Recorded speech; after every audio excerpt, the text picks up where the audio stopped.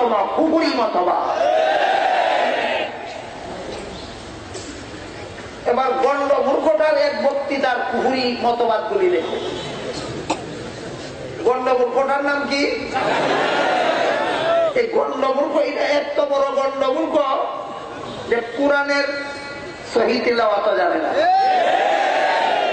কোরআনের সহি তিলাওয়াত জানে না। হাদিস শরীফে আল্লাহ রাসূল বলেন, রুব্বা কারিইল কুরআন ইয়াকরাউল কুরআন ওয়াল কুরআন ইয়ালআনুহু। অনেক কোরআন পড়নেওয়ালা এমন আছে যারা একদিক থেকে কোরআন পড়তে থাকে, অপর দিক থেকে কোরআন এদেরকে লানত করতে থাকে। এরা কারা? সহি শুদ্ধ করে যারা, না কোরআন ভুল করে যারা। আপনারা বলুন, জাকির নায়েক কোরআন শুদ্ধ করে না ভুল করে? আল্লাহ রাসূল বলেন কোরআন তারে লানত করে, কোরআন তারে লানত করে। এই কোরআনের লানত প্রাপ্ত, কোরআন গলত করনেওয়ালা গণ্ড মূর্খ জাকির নায়েক তার এক বক্তৃতায় বলে, বর্তমান দুনিয়ার একদল মুসলমানেরা নিজেদের পরিচয় দিতে গিয়ে বলে আমরা হানাফি, কেউ বলে আমরা শাফি, কেউ বলে আমরা মালিকি, কেউ বলে আমরা হাম্বলি। মতিউর রহমান তার বক্তৃতায় বলে, আমি জিজ্ঞাসা করি আমাদের নবী হানাফি ছিলেন না শাফি ছিলেন, মালিকি ছিলেন না হাম্বলি ছিলেন? তিনি তো শুধুমাত্র একজন মুসলমান ছাড়া আর কিছুই ছিলেন না। সুতরাং তার উম্মতেরাও শুধু মুসলমান ছাড়া আর কোন পরিচয়ে পরিচিত হতে পারে না। এই হলো গণ্ড মূর্খটার বক্তব্য। এই গণ্ড মূর্খটার এই হলো মোটামুটি বক্তব্যটা। এর ভিতরে কি পরিমাণ কুহুরি মতবাদ আছে একটা একটা করে আপনারা লক্ষ্য করুন। প্রথম নম্বর, সে বলে মুহাম্মদুর রাসূলুল্লাহ হানাফি ছিলেন না শাফি ছিলেন, মালিকি ছিলেন না হাম্বলি ছিলেন। আমাদের নবী হানাফি ছিলেন না শাফি ছিলেন, মালিকি ছিলেন না হাম্বলি ছিলেন। প্রশ্ন করে এরপরে বলে আমাদের নবী তো শুধুমাত্র একজন মুসলমান ছিলেন। বলুন, আমাদের নবী শুধুমাত্র একজন মুসলমান ছিলেন, কথাটা ইমানি না বেকুহুরি? জাকির নায়েকের এক নম্বরের কুহুরি কথা, সে আমাদের নবীকে শুধুমাত্র একজন মুসলমান বলেছে। আর শুধুমাত্র একজন মুসলমানকে নবী বিশ্বাস করা আরেক কুহুরি। নবীকে শুধুমাত্র একজন মুসলমান বলা আরেকটা কুহুরি। যে লোকটা শুধুমাত্র একজন মুসলমান তাদের নবী বলাও কুহুরি, আর নবীকে শুধুমাত্র একজন মুসলমান বলাও কুহুরি। আর কি কি কুহুরি তার বক্তব্যের মধ্যে আছে দেখুন। সে বলে আমাদের নবী যা ছিলেন, আমাদের নবীর সমস্ত উম্মতকে তাই হতে হবে। আমাদের নবী যা ছিলেন সমস্ত উম্মতকে তাই হতে হবে। আপনারা বলুন তো, আমাদের নবী খাতামুন নবিয়্যিন ছিলেন কিনা? সমস্ত উম্মত খাতামুন নবী। আমাদের নবী যা ছিলেন উম্মতকে তাই হতে হবে, আরেকটা কুফরি, আরেকটা কুফরি। বলুন তো, আমাদের নবী শুধু খাতামুন নবিয়্যিন ছিলেন না রহমাতুল লিল আলামিন? সমস্ত উম্মতকেও তাই হতে হবে, আরেকটা কুফরি। কোন উম্মতকে খাতামুন নবিয়্যিন বলা যেমন কুফরি, কোন উম্মতকে রহমাতুল লিল আলামিন বলা যেমন কুফরি, তেমনি ভাবে খাতামুন নবিয়্যিন আর রহমাতুল লিল আলামিনকে শুধুমাত্র একজন মুসলমান বলা অকুফরি। বলেন গণ্ড মূর্খতার একটা বক্তব্যের মধ্যে কি পরিমাণ কুফরি বিষাক্ত মতবাদ মিশ্রিত রয়েছে। এবার তার প্রশ্নের জবাব। আমাদের নবী হানাফি ছিলেন না শাফিঈ ছিলেন, মালিকি ছিলেন না হাম্বলি ছিলেন? জবাব হলো, আমি জবাব দেওয়ার আগে আপনাদের আরেকটা প্রশ্ন করি, আমাদের নবী সাহাবী ছিলেন না তাবিঈ ছিলেন না তাবে তাবি ছিলেন? আমার প্রশ্নের যেই জবাব দিবা তুমি গণ্ড মূর্খ, তোমার প্রশ্নেরও সেই জবাব দেব। বলুন, আমাদের নবী সাহাবী ছিলেন না তাবিঈ ছিলেন? এই প্রশ্নের যেই জবাব, আমাদের নবী হানাফি ছিলেন না শাফিঈ ছিলেন, ওই প্রশ্নেরও সেই জবাব। কোন গণ্ড মূর্খ যদি প্রশ্ন করে আমাদের নবী সাহাবী ছিলেন না তাবিঈ ছিলেন, কি বলবেন? তিনি সাহাবীও ছিলেন না, তাবিঈও ছিলেন না। তবে সাহাবাগণেরও সমান অনুমোদনদাতা ছিলেন, তাবেঈনেরও অনুমোদনদাতা ছিলেন। ঠিক তেমনি ভাবে মুহাম্মদুর রাসূলুল্লাহ হানাফিও ছিলেন না, শাফিঈও ছিলেন না। হানাফিদেরও অনুমোদনদাতা ছিলেন, শাফিঈদেরও অনুমোদনদাতা ছিলেন। এক হাদিসে আল্লাহ রাসূল বলেন, খায়রুল কুরুনি কারনি সুম্মাল্লাযীনা ইয়ালুনাহুম সুম্মাল্লাযীনা ইয়ালুনাহুম সুম্মা ইয়াহসুল কিয। আমার যুগের মুসলমান শ্রেষ্ঠ মুসলমান। বলুন, রাসূলের যুগের মুসলমান কারা? এদেরকে শ্রেষ্ঠ মুসলমান বলে অনুমোদন দিলেন কে? রাসূল সাহাবী ছিলেন না সাহাবাগণের অনুমোদনদাতা ছিলেন? তারপরে বলেন সুম্মাল্লাযীনা ইয়ালুনাহুম, দ্বিতীয় পর্যায়ে শ্রেষ্ঠ মুসলমান সাহাবাগণের পরের যুগের যারা, তারা কারা? এদের রাসূল তাবিঈ ছিলেন না তাদের অনুমোদনদাতা ছিলেন? তারপরে বলেন সুম্মাল্লাযীনা ইয়ালুনাহুম, তৃতীয় পর্যায়ে শ্রেষ্ঠ মুসলমান তাবেঈনের পরের যুগের যারা, তাবেঈনের পরের যুগের কারা?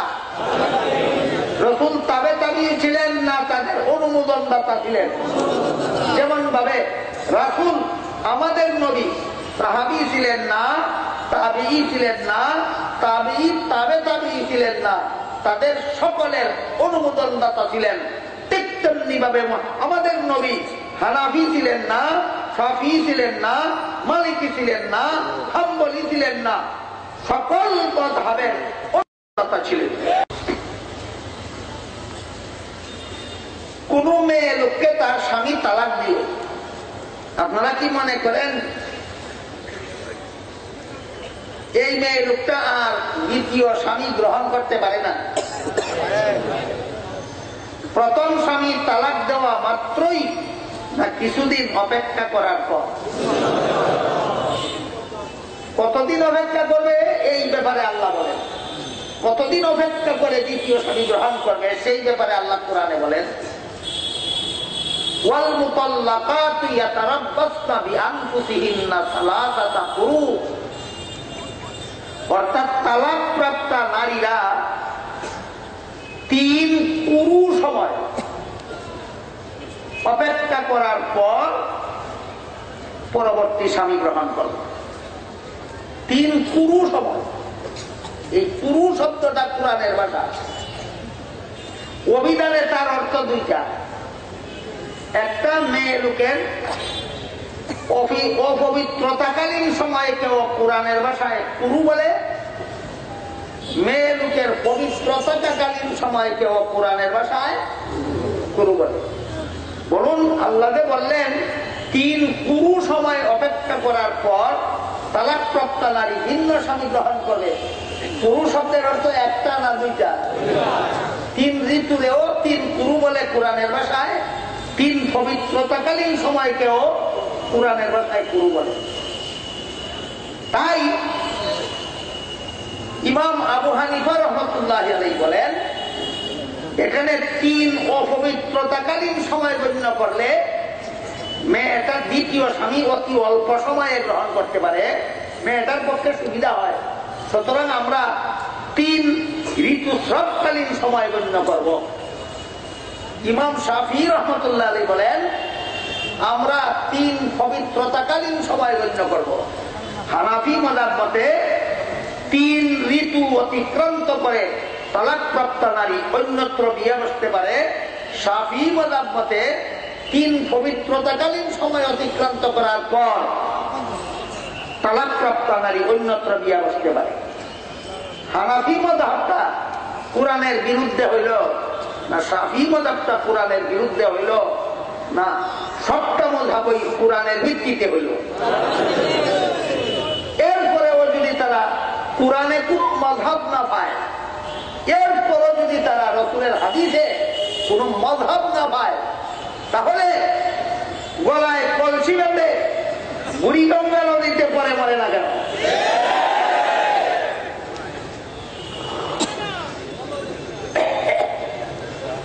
এবার দেখুন হযরত রাসূল করিম সাল্লাল্লাহু আলাইহি ওয়াসাল্লাম হযরত মুআয ইবনে জাবাল রাদিয়াল্লাহু তাআলা আনহুকে ইয়ামান দেশের বিচারক পদে নিযুক্ত করে।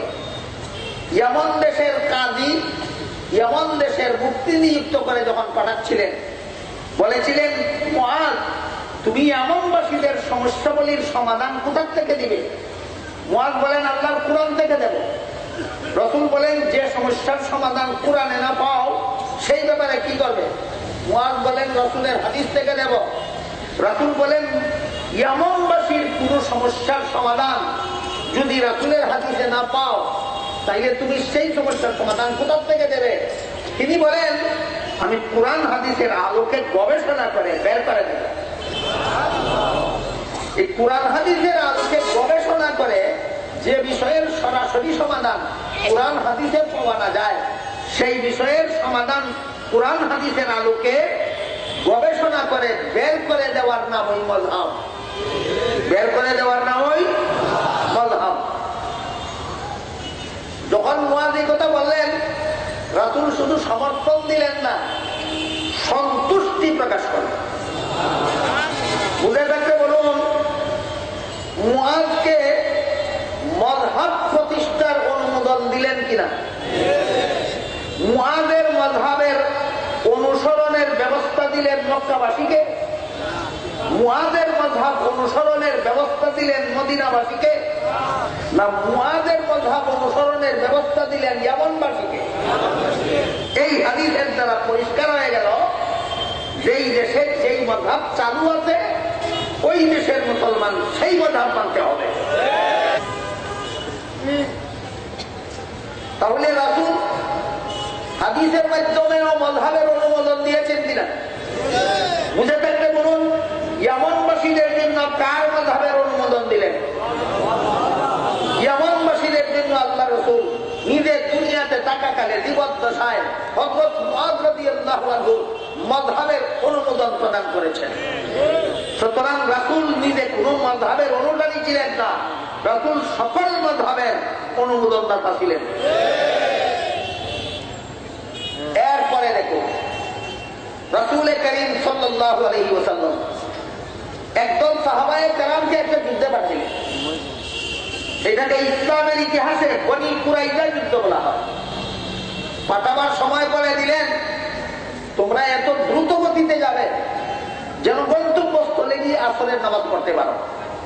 রাসূল যখন কথাটা বলেছিলেন তখন সে সুযোগও ছিল, দ্রুত গতিতে গেলে গন্তব্যস্থলে গিয়ে আসরের নামাজ পড়ার মতো সময় হাতে ছিল।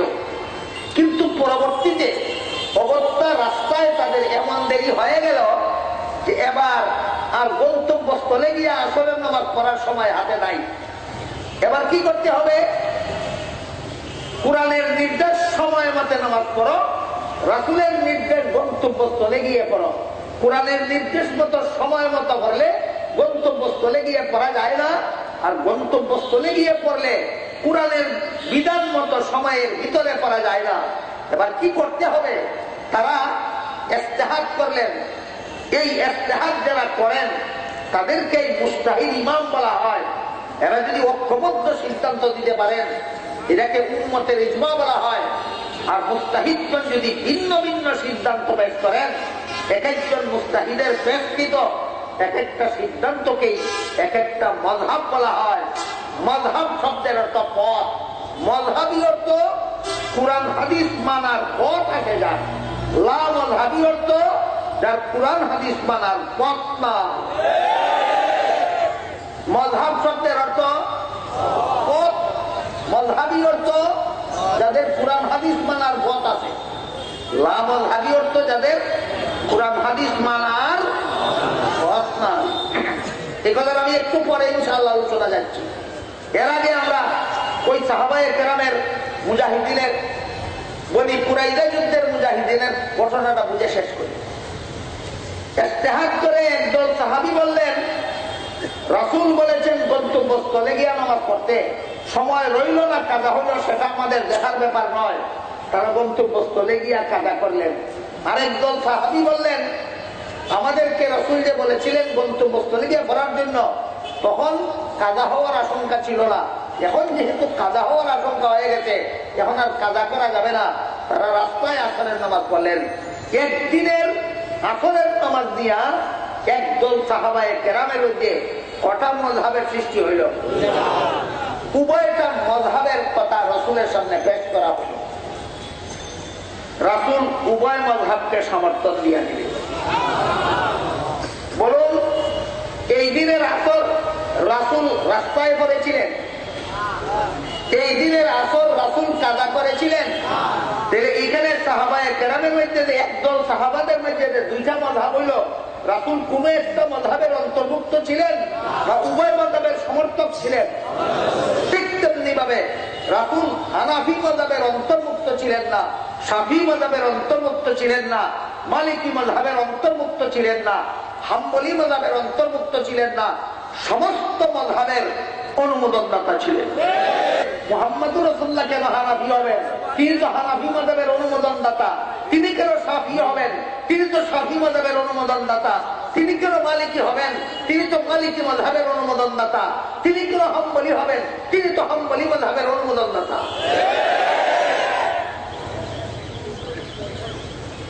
এত দূরে না গিয়ে আমরা একটু কাছে এসে বোঝার চেষ্টা করি। মসজিদে যখন নামাজের আযান হয়, সমস্ত মুসল্লিরাই আযান দেয় না একজন? তার পরিচয় কি? জমাত যখন শুরু হয়, সবাই ইমামতি করে না একজন? তার পরিচয় কি? ইমাম। আর যারা তার পিছনে নামাজে শরীক হয়, তাদের পরিচয় কি? তাহলে আপনাদের পাশের মসজিদের এক বেলা নামাজের জমাতে যারা নামাজ পড়লো, সকলের একই পরিচয় না? একজনের পরিচয় ইমাম, একজনের পরিচয় মুয়াজ্জিন, এক দলের পরিচয় মুক্তাদি। এখন যদি কোনো গণ্ড মূর্খ জিজ্ঞাসা করে রাসূল মুয়াজ্জিন ছিলেন না মুক্তাদি ছিলেন, এর যেই রকমের গলত, ঠিক তেমনি ভাবে কোন গোয়ারে যদি প্রশ্ন করে রাসূল হানাফি ছিলেন না শাফি ছিলেন, সে ওই রকমের দড়ি ছিলা বলো।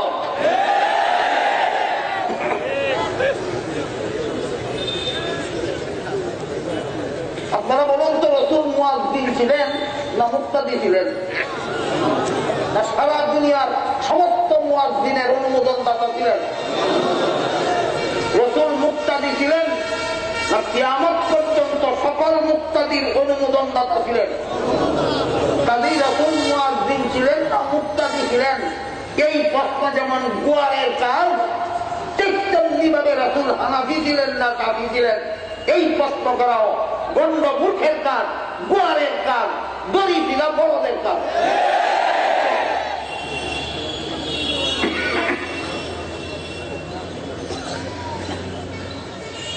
আমার কথাগুলি বুঝে থাকলে বলুন, বর্তমান সমাজের এই সমস্ত লামাযহাবীরা যাদের নেতৃত্ব দিচ্ছে এই মতিউর রহমান, ইসলামী মতবাদে বিশ্বাসী, কুফরি মতবাদে বিশ্বাসী, যাদের নেতৃত্ব দিচ্ছে গোয়ার জাকির নায়েক, ইসলামী মতবাদে বিশ্বাসী না কুফরি মতবাদে বিশ্বাসী? জাকির নায়েকের একটা বক্তব্যের কতগুলি কুফরি আপনার সামনে তুলে ধরি। সে বলে আমাদের নবী শুধুমাত্র একজন মুসলমান ছাড়া কিছুই ছিলেন না। খাতামুন নবীন তোর বাপ আছিল, রহমতুল লিল আলামিন তোর জ্যাঠা আছিল। আপনারা কি বলেন, আমাদের নবী শুধুমাত্র একজন মুসলমান ছাড়া কিছুই ছিলেন না? এটা ইমানদারি মতবাদ না কুফরি মতবাদ? আমাদের নবী যা ছিলেন সমস্ত উম্মতকেও তাই হতে হবে, আরেকটা কুফরি মতবাদ। আমাদের নবী একজন শুধুমাত্র একজন মুসলমান ছিলেন, এটা একটা কুফরি মতবাদ। আর নবী যা ছিলেন উম্মতকে তাই হতে হবে, এটা আরেকটা কুফরি মতবাদ। সুতরাং বর্তমান সমাজে এই চরমপন্থী লামাযহাবীদের নেতৃত্ব দিচ্ছে মতিউর রহমান। ইসলামী মতবাদ দিয়ে না কুফরি মতবাদ দিয়ে? নেতৃত্ব দিচ্ছে গণ্য মূর্খ জাকির নায়েক। ইসলামী মতবাদ নিয়ে না কুফরি মতবাদ দিয়ে? এদের ভিতরে ভিতরে এই সমস্ত কুফরি মতবাদ বিদ্যমান, এখনো বিস্তারিত ভাবে আপনাদের সামনে প্রকাশ করেনি। আপনাদের সামনে প্রকাশ করতেছে যে বিষয়গুলি, আপনাদের সামনে আপনাদের কাছে সাথে যে বিষয়গুলি নিয়ে ফতোয়াবাজি করতেছে, সেগুলি হলো নারী পুরুষের নামাজে কোনো ব্যবধান নেই। মুহাম্মদুর রাসূলুল্লাহ বলেন নারী পুরুষের নামাজে ব্যবধান আছে। এক হাদিসে আল্লাহ রাসূল বলেন, খায়রু মাসাজিদিন নিসাঈ কারু বিউতিহিন্না, নারীদের শ্রেষ্ঠ মসজিদ তাদের ঘরের কোণা। নারীদের শ্রেষ্ঠ মসজিদ তাদের ঘরের কোণা। লামাযহাবীরা কি বলে, নারীরা ঘরের কোণায় নামাজ পড়বে না মসজিদে গিয়া পড়বে? লামাযহাবীরা বলে মসজিদে গিয়া পড়বে, রাসূল বলেন ঘরের কোণায় পড়বে। কাজেই নারী পুরুষের নামাজে ব্যবধান আছে কি নাই? পুরুষরা কোথায় পড়বে, নারীরা কোথায় পড়বে? ব্যবধান হইল না কোথায়? আরো বহু ব্যবধান। হাদিস শরীফে আল্লাহ রাসূল বলেছেন নারীদের নামাজে আর পুরুষের নামাজে ব্যবধান আছে। মতিউর রহমান বলে ব্যবধান নাই, জাকির নায়েক বলে ব্যবধান নাই, নাসিরউদ্দিন আলবানী বলে ব্যবধান নাই। নাসিরউদ্দিন আলবানীও এই চরমপন্থী লামাযহাবীদের আরেক নেতা ছিল, বর্তমানে দুনিয়াতে নাই। এই লামাযহাবীদের মধ্যে সর্বপ্রথম নাসিরউদ্দিন আলবানী বলেছিল নারীর নামাজে আর পুরুষের নামাজে কোনো ব্যবধান নাই। পুরুষকে যেমন ভাবে মসজিদে গিয়া জমাতে নামাজ পড়তে হবে, নারীদেরকেও তেমনি ভাবে মসজিদে গিয়া জমাতে নামাজ পড়তে হবে। আবার বলে মুখ খোলা রাখতে হবে। নারীরা মসজিদে গিয়া জমাতে নামাজ পড়তে হবে, মুখ খোলা রাখতে হবে। মতলবটা কি? সুমতলব না কুমতলব? কাজে এদের ব্যাপারে এখনোই সতর্ক হওয়ার সময়। এই সমস্ত লামাযহাবীদের ব্যাপারে এখনই সতর্ক হওয়ার সময়। এরা এখনো সবগুলি বিষ, এদের ভিতরে যে সমস্ত বিষাক্ত কথাবার্তা আছে, এদের ভিতরে যে সমস্ত কুফরি আকীদা আছে, এগুলি এখনো সবিস্তারে আপনাদের সামনে প্রকাশ করেনি। আপনাদেরকে নিয়ে যে সমস্ত ব্যাপারে আপনাদের সাথে যেসব ব্যাপার নিয়ে ফতোয়াবাজি চালিয়ে যাচ্ছে, এর মধ্যে একটা হলো নামাজে দাঁড়ানোর ব্যাপার, আরেকটা হলো নামাজে হাত উঠাবার ব্যাপার, আরেকটা হলো নামাজে হাত বান্ধার ব্যাপার, আরেকটা হলো নামাজে সূরাতুল ফাতিহা পড়া না পড়ার ব্যাপার, আরেকটা হলো মুক্তাদিরা ইমাম যখন সূরাতুল ফাতিহা পড়ে শেষ করবেন তখন আমিন আস্তে বলার জোরে বলার ব্যাপার। এইসব ব্যাপার নিয়ে এরা আপনাদেরকে টেস্টিং করছে। টেস্টিং, আপনারা যদি টেস্টিং এর দিকে যান, যদি দেখা যায় এরা যেভাবে ঠ্যাং সরাইয়া মসজিদে গিয়া দাঁড়ায়, আপনারাও যদি ঠ্যাং সরাইয়া দাঁড়ান, যদি দেখা যায় এরা যেভাবে বারবার নামাজে হাত তুলে আর সারে, আপনারাও যদি তুলে আর সারেন, এরা যেভাবে সিনায় হাত বাঁধলে আপনারাও যদি সিনায় হাত বাঁধলেন, এরা যেভাবে জুড়ে আমিন বলে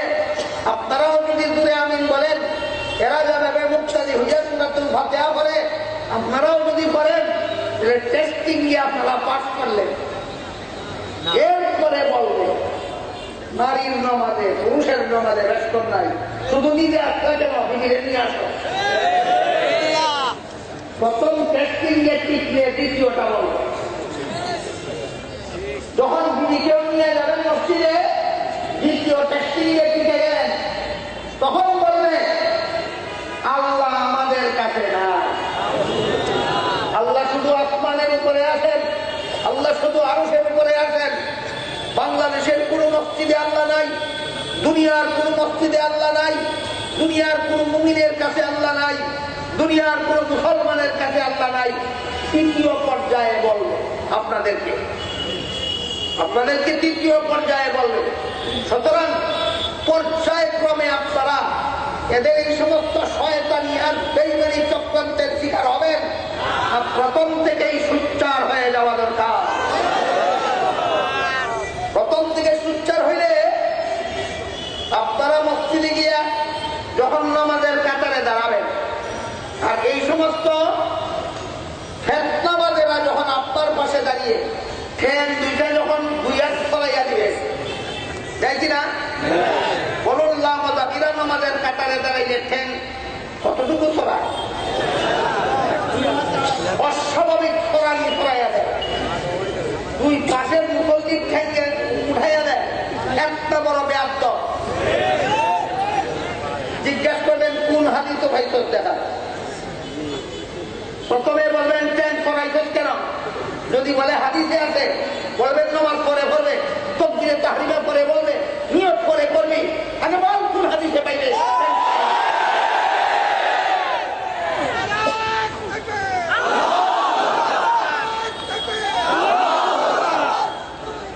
হাদিসে আছে আল্লাহর রাসূল সাল্লাল্লাহু আলাইহি ওয়াসাল্লাম সাহাবায়ে কেরামকে কাতার সুজা করা শিক্ষা দিতেন, কাতার সুজা করা শিক্ষা দিতেন এবং অত্যন্ত গুরুত্ব দিতেন কাতার সুজা করার ব্যাপারে। বেশিরভাগ হাদিসে উল্লেখ আছে আল্লাহ রাসূল যে সাহাবাদেরকে কাতার সুজা করা শিক্ষা দিতেন কিভাবে, কাঁধে কাঁধে পায়ে পায়ে মিলিয়ে। বেশিরভাগ হাদিসে কি আছে, কিভাবে কাতার সুজা করা শিক্ষা দিতেন? কাঁধে কাঁধে পায়ে পায়ে মিলিয়ে। এখন শুধু পা মিলানির কথা না কাঁধও মিলানির কথা? পা মিলানির কথা আগে না কাঁধ মিলানির কথা আগে? এখন তুমি মিলানি বলতে কি বুঝো আগে বলো? মিলানি বলতে যদি বলো লাগাইয়া দেওয়া, তাইলে তোমার ডান পাশের লোকের কাঁধের সাথে তোমার কাঁধ লাগিয়ে দাও, তোমার বাম পাশের লোকের কাঁধের সাথে তোমার কাঁধ লাগিয়ে দাও, তারপরে দেখো ঠ্যাং সরাবার জায়গা কি পরিমাণ থাকে। আর যদি বলো যে হাদিসে যে আছে কাঁধে কাঁধে মিলিয়ে পায়ে পায়ে মিলিয়ে কাতার সোজা করার কথা, এখানে মিলানি অর্থ লাগানি নয়, এখানে মিলানি অর্থ সোজা করা। তাহলে কাঁধের বেলায় যদি সোজা করা হইল, ঠ্যাংের বেলায় লাগানি ভাইটা কোথায়? বলুন, কাতার সোজা করার হাদিসে ঠ্যাংের কথা আগে না কাঁধের কথা আগে? কাঁধের ফয়সলা আগে হোক, কাঁধের ফয়সলা আগে হোক। তুমি যদি মিলানি বলতে লাগানি বুঝো, তাহলে ডান পাশের লোকের কাঁধের সাথে তোমার কাঁধ লাগাও, বাম পাশের লোকের কাঁধের সাথে তোমার কাঁধ লাগাও, এরপরে দেখো ঠ্যাং করানির জায়গা কি পরিমাণ থাকে। আর যদি বলো এখানে মিলানি অর্থ লাগানি নয়, বরাবর করা, কাঁধের বেলায় বরাবর হইলে ঠ্যাংের বেলায় লাগানি ভাইয়া কোথায়? সুতরাং এরা হাদিস মতো নামাজে দাঁড়ায় না মন গড়া মতে নামাজে দাঁড়ায়? এই নামাজ রাসূলের শিক্ষা দেওয়া নামাজ নয়, এটা লামত হাবিদের মন গড়া নামাজ। গেল দাঁড়ানির ব্যাপার। এরপরে আপনাদের সাথে মসজিদে গিয়ে যে সমস্ত ফিতনা এই নামাজাবিরা করে, সেটা হলো হাত উঠানি। হাত উঠানি হাদিসে যেমন ভাবে নামাজের নিয়ত করার সময় হাত উঠানির কথা আছে, আবার হাদিসের মধ্যে রুকুতে যাওয়ার সময় হাত উঠানির কথাও আছে, আবার রুকুত থেকে উঠার সময় হাত উঠানির কথাও হাদিসে আছে, সেজদায় যাওয়ার সময় হাত উঠানির কথাও হাদিসে আছে। সেজদা থেকে উঠার সময় হাত উঠানির কথাও হাদিসে আছে। সুতরাং হাত উঠানির হাদিস শুধু এক ক্ষেত্রে না 5 ক্ষেত্রে? 5 ক্ষেত্রে হাত উঠানির কথা হাদিসে আছে। তোমরা 3 ক্ষেত্রে উঠাও কেন, 2 ক্ষেত্রে হাদিস মানো না কেন জবাব দাও। যে কারণে তোমরা সেজদায় যাওয়ার সময় হাত উঠাও না, যে কারণে তোমরা সেজদা থেকে উঠার সময় হাদিসে হাত উঠানির কথা থাকা সত্ত্বেও হাত উঠাও না, একই কারণে আমরা হানাফি মাযহাবের মুসলমানেরাও রুকুতে যাওয়ার সময় হাত উঠাই না, রুকুত থেকে উঠার সময় হাত উঠাই না। আমরা উঠাই না রুকুতে যাওয়ার সময়, রুকুত থেকে উঠার সময়। কোন কারণে? তোমরা উঠাও না সেজদায় যাওয়ার সময়, সেজদা থেকে উঠার সময় হাত উঠাও না তোমরা, যে কারণে রুকুর বেলায়ও আমরা উঠাই না, সেই কারণে। উভয়টার একই কারণ। কি কারণ? এইগুলি প্রাথমিক অবস্থায় ছিল, পরে এইগুলি রুকুতে উঠা আসা যাওয়ার সময় হাত উঠানির বিধান, সেজদায় আসা যাওয়ার সময়ের হাত উঠানির বিধান রহিত হয়ে গেছে। সেজদার বেলায় রহিত হয়ে গেছে, তারাও মানে, রুকুর বেলায় মানে না। হাত উঠানির বিধান সেজদার বেলায় যেমন রহিত হয়ে গেছে, রুকুর বেলায় রহিত হয়ে গেছে। হুজুর বলছেন, হাদিস বুঝে শুনাইছেন যে শুধু এখন নিয়ত করার সময় হাত উঠানির বিধান বলবৎ রয়েছে, অন্য ক্ষেত্রে হাত উঠানির বিধান রহিত হয়ে গেছে। যে হাদিসের বর্ণিত বিধান রহিত হয়ে গেল, সেই হাদিসের উপর আমল করা বৈধ না অবৈধ? বলেন, এরা যে হাদিসের উপর আমল করার দোহাই দেয়, বৈধ পদ্ধতিতে না অবৈধ পদ্ধতি? অবৈধ পদ্ধতি। গেল হাত উঠানির ব্যাপার। এবার হাত বান্ধার ব্যাপার। কোন কোন হাদিসে আছে নিয়ত করার পর 2 হাত নাভির নিচে বাঁধার কথা। কোন কোন হাদিসে আছে নিয়ত করার পর 2 হাত সিনায় বাঁধার কথা।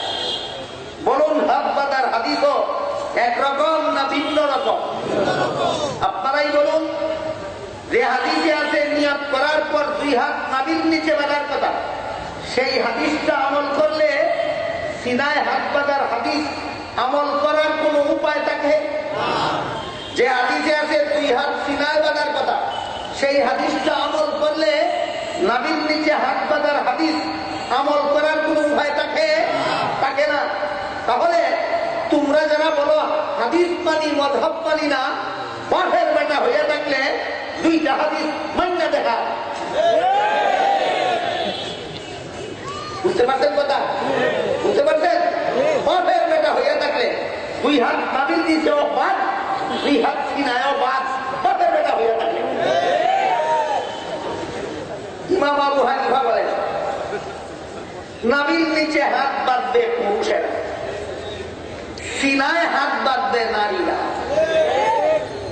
কোন হাদিস আমল করা বাদ গেল?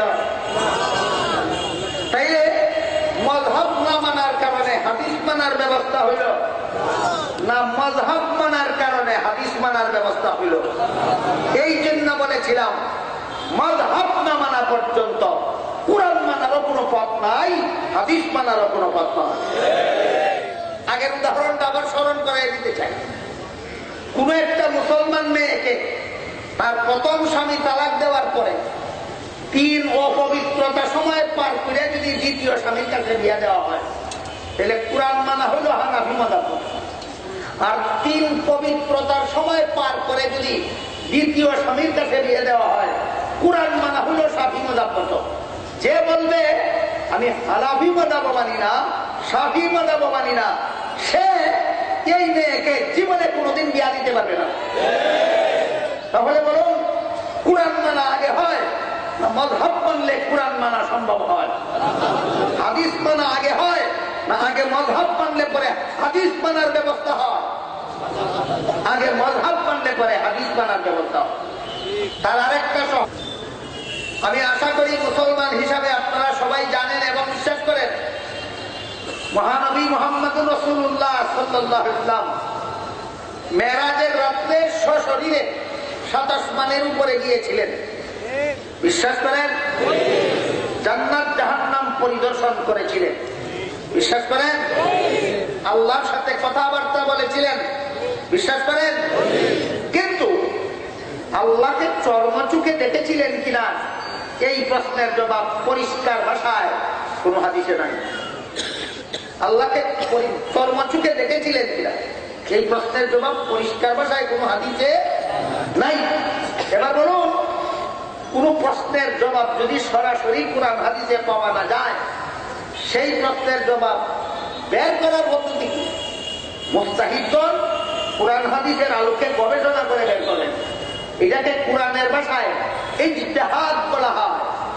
এটাকে কোরআনের ভাষায় ইজতিহাদ বলা হয়। যারা ইজতিহাদ করেন তাদেরকেই মুস্তাহিদ ইমাম বলা হয়। সাহাবায়ে কেরামের মধ্যে আবু বকর সিদ্দিক রাদিয়াল্লাহু আনহু একজন মুস্তাহিদ ইমাম ছিলেন। উমর ফারুক রাদিয়াল্লাহু আনহু একজন মুস্তাহিদ ইমাম ছিলেন। উম্মুল মুমিনিন আয়েশা রাদিয়াল্লাহু আনহা একজন মুস্তাহিদ ইমাম ছিলেন। ইবনে আব্বাস রাদিয়াল্লাহু আনহু একজন মুস্তাহিদ ইমাম ছিলেন। ইবনে মাসউদ রাদিয়াল্লাহু আনহু একজন মুস্তাহিদ ইমাম ছিলেন। তাবেঈনের মধ্যে ইমাম আবু হানিফা রাহমাতুল্লাহ আলাইহি সবচেয়ে বড় মুস্তাহিদ ইমাম ছিলেন। সাহাবায়ে কেরামের মধ্যে অনেক মুস্তাহিদ ইমাম ছিলেন, তাবেঈনের মধ্যে সবচেয়ে বড় মুস্তাহিদ ইমাম ছিলেন আবু হানিফা রাহমাতুল্লাহ আলাইহি। যে বিধান কুরআন হাদিসেও সরাসরি পাওয়া গেল না, আর মুস্তাহিদগণ ইজতিহাদ করে বের করে দিলেন, এইটাও যদি গ্রহণ করে না, তাহলে তার পক্ষে কুরআন হাদিস আমল করার আর কোন পথ বাকি থাকে না। এটার নাম হইল আমল হাবি। এবার বলুন, মুহাম্মদুর রাসূলুল্লাহ সাল্লাল্লাহু আলাইহি ওয়াসাল্লাম মেরাজের রাত্রে আল্লাহর সাথে কথা বলেছিলেন, কথাটা হাদিসে আছে, কিন্তু আল্লাহকে চর্মচুকে দেখেছিলেন কিনা এটা পরিষ্কার ভাষায় কোনো হাদিসে নাই। এবার কি করতে হয়? কি করতে হয়? ইজতিহাদ করে সমাধানটা বের করতে হয়। নবীর বিবি আয়েশাও ইজতিহাদ করেছেন, নবীর চাচাতো ভাই ইবনে আব্বাসও ইজতিহাদ করেছেন। নবীর বিবি আয়েশা ইজতিহাদ করে বলেন, আল্লাহর সাথে রাসূল কথা বলেছেন ঠিক, কিন্তু চর্মচুকে দেখেননি। মেরাজের রাত্রে নবী আল্লাহকে চর্মচুকে দেখেননি। এটা নবীর বিবি আয়েশার মাযহাব। কার মাযহাব? আয়েশার মাযহাব। ইবনে আব্বাস বলেন, নবী যখন আল্লাহর সাথে কথা বলছিলেন তখন চর্মচুকেই আল্লাহকে দেখেছেন। এটা কার মাযহাব? দেখেননি আয়েশার মাযহাব, দেখেছেন ইবনে আব্বাসের মাযহাব। এবার আপনারা বলুন, আপনারা কি মেরাজের হাদিস মানেন? দেখেছিলেন হিসাবে না দেখেননি হিসাবে? যদি দেখেছিলেন হিসাবে মানেন মেরাজের হাদিস, তবু হাদিস মানার আগে ইবনে আব্বাসের মাযহাব মানলেন। যদি দেখেননি হিসাবে মানেন মেরাজের হাদিস, তবু হাদিস মানার আগে উম্মুল মুমিনিনের মাযহাব মানলেন। সুতরাং মাযহাব না মানা পর্যন্ত হাদিস মানার কোনো পথ নাই। মাযহাব না মানা পর্যন্ত হাদিস মানার কোনো পথ নাই। এবার বলুন, আমার কথা বলতে লাগলে, একটা মেয়েকে যদি প্রথম স্বামী তালাক দেওয়ার পর 3 ঋতুস্রাবকালীন সময় অতিক্রান্ত হওয়ার পরে বিয়া দেওয়া হয়, তাহলে কুরআনের নির্দেশ পালন করা হইল কিনা? কার মাযহাব মতে? আবু হানিফা। কুরআন মানা হইল আবু হানিফার মাযহাব। আর যদি 3 পবিত্রতাকালীন সময় পার হওয়ার পরে বিয়া দেওয়া হয়, তবুও কুরআন মানা হইল, কিন্তু কার মাযহাব মতে? এখানে যদি আপনি হানাফি মাযহাব মানেন না, শাফি মাযহাব মানেন না, কুরআনের এই নির্দেশ কিয়ামত পর্যন্ত আপনি পালন করার কোনো পথ পাবেন না। সুতরাং মাযহাব হইল কুরআন মানার পথ, মাযহাব হইল হাদিস মানার পথ। যারা মাযহাব মানে না, এদের কুরআন হাদিস মানার কোনো পথ নাই। যারা মাযহাব মানে না, এদের কুরআন হাদিস মানার কোনো পথ। এটার একটা উদাহরণ দিচ্ছিলাম। নামাজে হাত বাঁধার হাদিস একরকম না ভিন্ন ভিন্ন? বলেন, মাযহাব না মানলে সবগুলি হাদিস মানা যায় না? মাযহাব মানলে হাদিস মানার ব্যবস্থা হয়। হানাফি মাযহাবে কি সমাধান দেওয়া হয়েছে? পুরুষেরা 2 হাত বাঁধে কোথায়? নাভির নিচে। নারীরা 2 হাত বাঁধে কোথায়? সিনায়। লাম নাই, নারীরাও বাদে সিনায়, নবীর নিচে হাত বাঁধার সহি হাদিস মান্য কোথায়?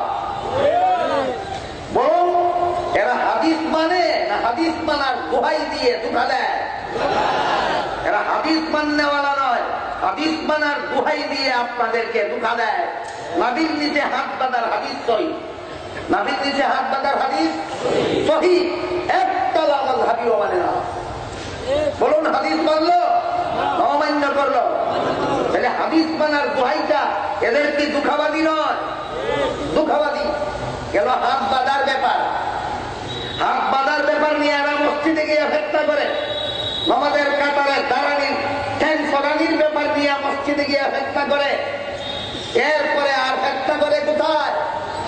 মুক্তাদিদের সূরা কেরাত করার ব্যাপার। মুক্তাদিদের কোন সূরা কেরাত ইমামের পিছনে নাই। এ ব্যাপারে সর্বপ্রথম কোরআনের আয়াত আপনাদের মনে রাখা দরকার।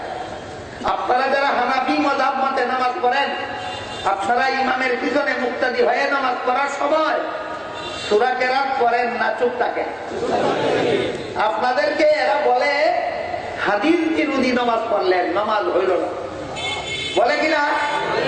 হাদিস বিরোধী নামাজ কিভাবে বলে? হাদিস শরীফে আল্লাহ রাসূল বলেছেন, লা সালাতা লিমান লাম ইয়াকরা বিফাতিহাতিল কিতাব, যে ব্যক্তি সূরাতুল ফাতিহা পড়বে না তার নামাজ হবে না। কাজেই আপনারা যেহেতু মুক্তাদি অবস্থায় সূরা ফাতিহা পড়লেন না, রাসূলের হাদিস মতো আপনাদের নামাজ হয় না, বলে কিনা? আমি জবাব করে দেব। আগে বলুন, আল্লাহ পাক রব্বুল আলামিন কোরআনে যে বলেছেন, ইযা কুরিআল কুরআন ফাসতামিউ লাহু ওয়া আনসিতু লাআল্লাকুম তুরহামুন, এই লামাযহাবিদের নেতারা পর্যন্ত স্বীকার করে এই আয়াতটা আল্লাহ নামাজে কোরআন পড়ার ব্যাপারে নাযিল করেছেন। আয়াতটা কোথায় কোরআন পড়ার ব্যাপারে নাযিল করেছেন? নামাজে কোরআন পড়ার ব্যাপারে নাযিল করেছেন। নাযিল করে আল্লাহ বলেন, ইযা কুরিআল কুরআনু, নামাজে যখন কোরআন পড়া হয়, কে বলে? ইমাম। তখন আল্লাহ বলেন, ফাসতামিউ লাহু, তোমরা মনোযোগে শোনো। তোমরা বলতে ইমাম সাহেব, তোমরা এক বছর না বহু বছর? একটা নামাজের জমাত ইমাম কজন থাকে? তোমরা বলতে ইমাম সাহেব না মুক্তাদি? আল্লাহ বলেন তোমরা মনোযোগ দিয়ে শোনো এবং চুপ থাকো। বলুন, আল্লাহ কোরআনের আয়াতে মুক্তাদিদেরকে ইমাম যখন কোরআন করেন, মুক্তাদিদেরকে কি করতে নির্দেশ দিয়েছেন? চুপ থাকার নির্দেশ দিয়েছেন। এই নামাযীরা, তোমরা যখন ইমামের পিছনে সূরা ফাতিহা পড়ো, তখন কোরআন বিরোধী নামাজ পড়ো। তোমরা বলো কোরআন বিরোধী নামাজ, আর আমাদেরকে অভিযোগ অপবাদ দাও হাদিস বিরোধী নামাজের। আমাদের নামাজ হাদিস বিরোধী নামাজ নয়, আমাদের নামাজ হাদিস সম্মত নামাজ। তোমাদের নামাজ কোরআন বিরোধী নামাজ। আমাদের নামাজ হাদিস সম্মত নামাজ। কেন হইল? শোনো,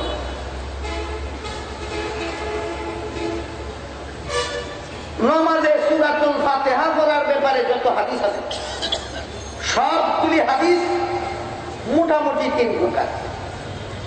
নামাজে সূরাতুল ফাতিহা পড়া না পড়ার ব্যাপারে যত হাদিস আছে, সবগুলি হাদিস মোটামুটি 3 প্রকার। এক প্রকার হাদিসের দ্বারা বোঝা যায় যে সূরাতুল ফাতিহা যারা পড়বে না তাদের নামাজ হবে না। আরেক প্রকার হাদিসের দ্বারা বোঝা যায় নামাজ পরিপূর্ণ হবে না।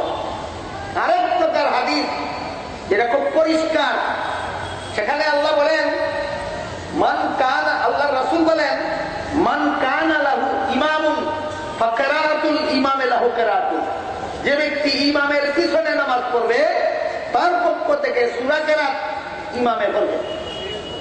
তাইলে যে ব্যক্তি ইমামের পিছনে নামাজ পড়বে তার পক্ষ থেকে সূরা কিরাত যদি ইমামে পড়বে, পরিষ্কার হাদিস থাকে, তাহলে সূরাতুল ফাতিহা নামাজ না পড়লে নামাজ হবে না। হাদিসটা মুক্তাদিদের জন্য না ইমামের জন্য?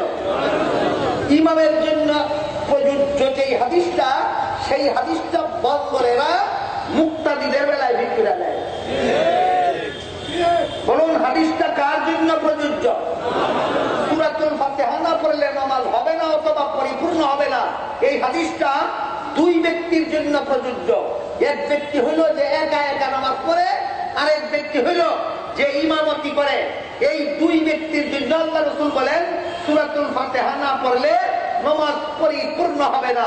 মুক্তাদির ব্যাপারে আলাদা হাদিস আল্লাহ রাসূল বলেন মুক্তাদিরা সূরা কেরাত পড়বে না, মুক্তাদিরা চোখ থাকবে, যেহেতু আল্লাহ কোরআনে বলে দিয়েছেন তোমরা চোখ থাকো। বুঝে থাকলে এবার বলুন হানাফি মাযহাবের মুসলমানেরা হাদিস বিরোধী নামাজ পড়ে না কোরআন বিরোধী নামাজ পড়ে না হাদিস কোরআন সম্মত নামাজ পড়ে? তাহলে হাদিস বিরোধী নামাজ কোরআন বিরোধী নামাজ পড়ে থাকলে লামাযহাবীরা পড়ে। এদেরকে বান্দর বললে আবার খুব খেপে। বাংলা ভাষায় বলে বানর, উর্দু ভাষায় বলে বান্দর। আপনারা কোনটা বললে বুঝেন? কোনটা? বান্দর। এদেরকে বান্দর বললে খুব খেপে।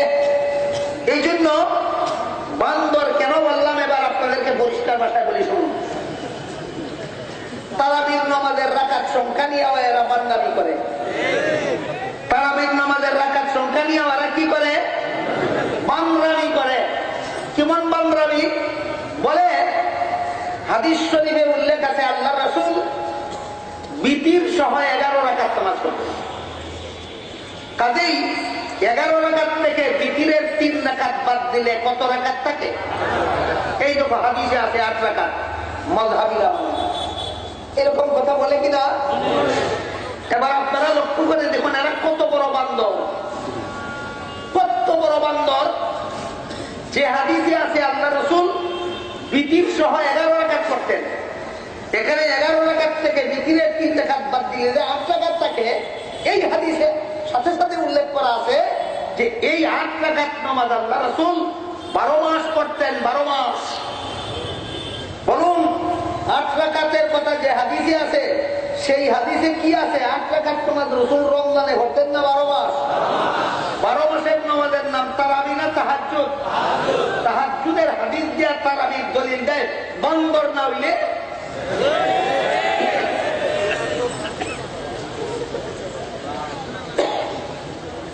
আমার কথা বুঝে থাকলে বলুন আল্লাহ রাসূল বিতির সহ 11 রাকাত পড়তেন, কথাটা হাদিসে আছে কিনা? 11 রাকাত থেকে বিতিরের 3 রাকাত বাদ দিলে 8 রাকাত থাকে কিনা? এই 8 রাকাত রমজানের নামাজ না 12 মাসের নামাজ? এটার নাম তারাবি না তাহাজ্জুদ? তাহাজ্জুদের হাদিস পেশ করে দলিল দেয় তারাবির। বান্দর কিনা? বান্দর কইলে এত জাল লাগে কেন? হ্যাঁ বান্দরের দল, তোরারে বান্দর কইলে এত জাল লাগে কেন? এটা কি করছ? বান্দারি করছ না কি করছ? এরপরে শুনুন আরেক হাদিসে আছে বিতির সহ আল্লাহর রাসূল 23 রাকাত করতেন। বিতির সহ রাকাত 23 রাকাত। এবার বলুন 23 রাকাত থেকে বিতিরের 3 রাকাত বাদ দিলে কয় রাকাত থাকে? এই 20 রাকাতের হাদিসে উল্লেখ আছে এই 20 রাকাত নামাজ আল্লাহর রাসূল শুধু রমজানে পড়তেন, শুধু রমজানে। 8 রাকাতের হাদিস আছে উল্লেখ আছে রাসূল 12 মাস পড়তেন। 20 রাকাতের হাদিস আছে উল্লেখ আছে শুধু রমজানে পড়তেন। বলুন কোনটা কি নামাজ? 8 রাকাতের হাদিসটা হইল তাহাজ্জুদের ব্যাপারে, 20 রাকাতের হাদিসটা হইল তারাবির ব্যাপারে। এবার বলুন তারাবির হাদিসটা বলে না লুকিয়ে রাখে? আর তাহাজ্জুদের হাদিসটা দিয়া কিসের দলিল দেয়? বান্দর। আর কাকে বলা যায়? আর কাকে বান্দর বলা যায়? বলুন এই ফিতনাবাজ লামাযহাবীরা তারাবির নামাজ 8 রাকাত বলে বান্দরামি করে কিনা? দলিল দিতে বান্দরামি করে কিনা? তারাবির আসল হাদিস লুকিয়ে রাখার বান্দরামি করে, তাহাজ্জুদের হাদিস দিয়া তারাবির দলিল দেওয়ার বান্দরামি করে। বান্দরের কারে কয়? আসল ফিতনা নয়, এদের ঠ্যাং ছড়ানির ফিতনা। আসল বান্দরামি নয়, এদের হাত উঠাবার ফিতনা। আসল বান্দরামি নয়, এদের হাত বাঁধার ফিতনা। আসল বান্দরামি নয়, এদের সূরাতুল ফাতিহা পড়ার ফিতনা। আসল বান্দরামি নয়, এদের জুরে আলিম বলার ফিতনা। আসল বান্দরামি নয়, আল্লাহর কোরআনের বিরুদ্ধে কুফরি মতবাদ প্রচারের হেতমা এসে এদের আসল বান্ধবী। যেমন ভাবে হাদিসে বিভিন্ন নমাজের বিভিন্ন অংশে হাত উঠাবার কথা আছে, কিন্তু এগুলি সবগুলি রহিত শুধু প্রথমবারেরটা ছাড়া। ঠিক তেমনি ভাবে হাদিসে কোন হাদিসে আসতে বল আমিন বলার কথাও আছে, কোন হাদিসে এর দ্বারা দূরে আমিন বলাও বোঝা যায়, কোন হাদিসের দ্বারা আসতে আমিন বলাও বোঝা যায়। বলুন, হাদিসের দ্বারা শুধু জুড়ে বোঝা যায় না আসতেও বোঝা যায়? হাদিসের দ্বারা শুধু আসতে প্রমাণ হয় না জুড়েও প্রমাণ হয়? তাইলে দূরে আমিন বললে আসতে আমিন বলার হাদিস মানা যায় না বাদ পড়ে? আসতে আমিন বললে দূরে আমিন বলার হাদিস মানা হয় না লঙ্ঘন হয়? তাইলে হাদিস তোমরা যারা মজাব মানো না হাদিস মানো, আবারও পাঠের বেটা হইলে আসতে আমিন বলা দূরে আমিন বলা দুটো হাদিস মান্য দেখাও, পারবে না কোনদিন। হানাফি মজাবের সিদ্ধান্ত হইল জুড়ে আমিন বলা জায়েজ আছে, আসতে আমিন বললে সওয়াব আছে। এটা হানাফি মজাবের সিদ্ধান্ত। জুড়ে আমিন বলা কি আছে আর আসতে আমিন বললে কি আছে? এবার বলুন, একটা কাজ একভাবে করলে জায়েজ আছে আর একভাবে করলে সওয়াব আছে, কোনভাবে করবেন? যদি বলেন আমার অধিকার আছে জায়েজটা করার, আমি সওয়াব আশাটা করবো না, আপনার কি অধিকার আপত্তি করার? আমার কোনো অধিকার নেই আপত্তি করার। তাহলে সওয়াব আশাটা বাদ দিয়ে শুধু জায়েজ আছেটা মসজিদে এসে কেন ঘরে গিয়েও করো। বউ তালাক দেওয়ার কথাও হাদিসে আছে, বউ নিয়ে জীবন যাপন করার কথাও হাদিসে আছে। তালাক দেওয়ার হাদিসটা কি সওয়াব আছে না জায়েজ আছে? আর বউ নিয়ে জীবন যাপন করার হাদিসটা কি জায়েজ আছে না সওয়াব আছে? মসজিদে এসে যদি সওয়াব আছেটা বাদ দিয়ে জায়েজ আছেটা আমল করো, ঘরে গিয়ে বউকে তালাক দেওয়ার ব্যাপারেও সওয়াব আছেটা বাদ দিয়ে জায়েজ আছেটা আমল করো। নাকি কথাটা বুঝাতে পারলাম না? বলুন, বউ তালাকের কথা হাদিসে আছে কি নাই? বউ নিয়ে জীবন যাপনের কথাও হাদিসে আছে কি নাই? আপনার তো অধিকার আছে যে কোনটা আমল করতে পারবেন, কিন্তু বিবেককে জিজ্ঞেস করে বলুন, জায়েজ আছে তা আমল করবেন ঠেকা ছাড়া না, ঠেকা ছাড়া জায়েজ সওয়াব আছে তাই আমল করতে হবে। বড় দিয়া যেমন বউ তালাক দেওয়া জায়েজ আছে, কিন্তু তালাক না দিয়া বউ নিয়ে জীবন যাপন করা সওয়াব আছে বলে এটি অবলম্বন করেছ, মসজিদে এসেও জুড়ে আমিন বলা জায়েজ আছে বলে এটাকে সত্যবাদী করা যাবে না। আস্তে আমিন বলা সওয়াব আছে সেটি আমল করতে হবে। আমি এ পর্যন্ত আপনাদের যে কথাগুলি বললাম এখানে দুইটা বিষয়, একটা হলো আমলের ব্যাপারে লামাযহাবিরা বাতিল, আর একটা হলো আকীদার ব্যাপারে লামাযহাবিরা বাতিল। বলুন, আমলের বাতিলটা বড় না আকীদার বাতিলটা বড়? এই ব্যাপারে আপনাদের সোচ্চার হওয়া দরকার। পরিশেষে আরেকটা প্রশ্নের জবাব দিয়া আজকের মতো বক্তব্য শেষ করতে চাই। এই যে ভিডিও রেকর্ড করা হচ্ছে এখানে আপনারা দেখতে পাচ্ছেন, এই কোন সাধারণ ওয়াজ মাহফিলে এইরকম ভিডিও রেকর্ড করার পক্ষে আমি নাই, প্রয়োজন নাই। কাজেই যে ছবি তোলা হাদিস শরীফে আল্লাহ রাসূল হারাম বলেছেন, একটা দুইটা হাদিস নয়, অসংখ্য হাদিসের দ্বারা প্রমাণিত মানুষ পশুর ছবি তোলা হারাম। এই হাদিসগুলির ব্যাখ্যায় মুস্তাহিদ ইমামগণ লিখেছেন ঠেকা বশত জায়েজ হয়, ছবি তোলা সচরাচরই হারাম। মানুষের ছবি তোলা, জীব জন্তুর ছবি তোলা সচরাচরই হারাম, ঠেকা বশত হালাল হয়। ঠেকা বলতে যখন ছবি না তুললে দিনের ক্ষতি হয়ে যায়। যেমন আপনি হজে যাবেন, পাসপোর্টে ছবি না লাগাইলে সরকার যাইতে দেবেই না। কি বলেন? সরকার হজে যেতে দেবে না। দিনের ক্ষতি হয় কিনা? তখন আপনার জন্য এই হজ পালনের স্বার্থে পাসপোর্টে ছবি লাগানো আপনার জন্য হারাম থাকে না, আপনার জন্য জায়েজ হয়ে যায়। সকলের জন্য না, যার ঠেকা তার জন্য। তেমনি ভাবে বর্তমান দুনিয়ার টেলিভিশনে, ইন্টারনেটে, ইলেকট্রনিক্স মিডিয়ার মাধ্যমে হেত্তাবাজ মতিউর রহমান গন্ডমূর্খ জাকির নায়েক মযহাবের বিরুদ্ধে উদ্ধার করে সারা দুনিয়ার মুসলমানদেরকে কুফরি আকীদার দাওয়াত দিচ্ছে, বাতিল আমলের দাওয়াত দিচ্ছে। এমন অবস্থায় সেই ইন্টারনেটে যদি আমাদের পক্ষ থেকে হানাফি মাযহাবের দলিলগুলি যদি তুলে ধরানো হয়, হকের ভক্তের দলিলগুলি যদি তুলে ধরানো হয়, সারা দুনিয়া জুড়ে এরা হকের নৌকা ডুবিয়ে দেবে, বাতিলের নৌকায় পল তুলে দেবে, দিন ক্ষতিগ্রস্ত হবে। সেই স্বার্থে যথেষ্ট আন্তর্জাতিক এবং জাতীয় পর্যায়ের মুফতি সাহেবগণ ফতোয়া দিয়েছেন, দিনকে এই বাতিল পন্থীদের প্রতি সাধনের হাত থেকে রক্ষা করার জন্য হক কথাগুলির দলিলগুলিও তাদের মতো ইন্টারনেটে পৌঁছে দেওয়া দরকার। এটা শত করা হচ্ছে না ঠেকাবশত করা হচ্ছে? সুতরাং হাজি লোকের পাসপোর্টে ছবি ব্যবহার করা যে কারণে জায়েজ, এই লামযহাবী বাতিলদের মোকাবেলার জন্য এই ভিডিও রেকর্ড করা একই কারণে জায়েজ।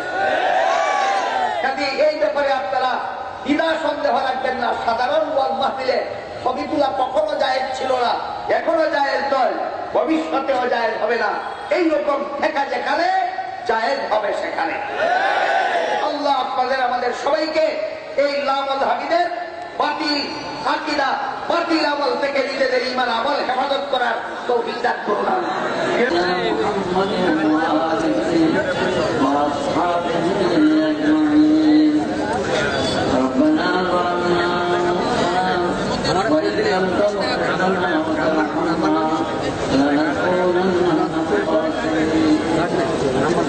ربنا آتنا في الدنيا حسنة وفي الآخرة حسنة وقنا عذاب النار. ربنا تقبل منا إنك أنت السميع العليم وتب علينا إنك أنت التواب الرحيم. سبحان ربك رب العزة عما